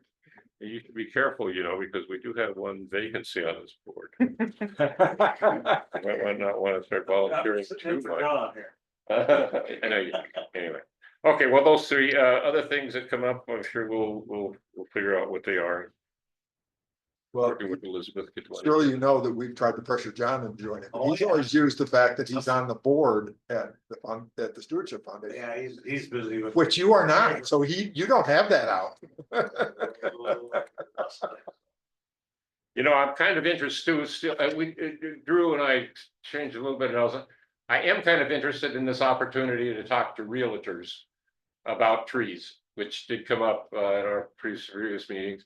It seems what is needed is a brochure or a one pager, something that summarizes, in my mind, it summarizes our code. Yeah. The other thing would be something that summarized the benefits of trees. We talked about those two kinds of things, but I'm kind of tempted to try to think. I could take a crack at that and maybe share it with Drew to correct and update. But it might be nice if we were moving ahead on that. I'll see if that might fit into our agenda for next meeting as well, some draft or something like that. I think it'd be good to have them on the same document, so that some realtor wouldn't, just give out the one that talks about the good side of trees and not Oh, say anything about, well, if you live in Lake Forest Park, there's more than just aesthetics that we value trees for. anything else for this meeting? Are we ready to adjourn? Yes, sir. We adjourn. Second, I hear a motion and a second. Without objection, I say this meeting is adjourned. You guys, Thank you, Drew, especially, and everybody. Jim, I'd be happy to talk with you anytime about tree walks. I've been the one who's been Okay. revising. I did the first two that were in that booklet.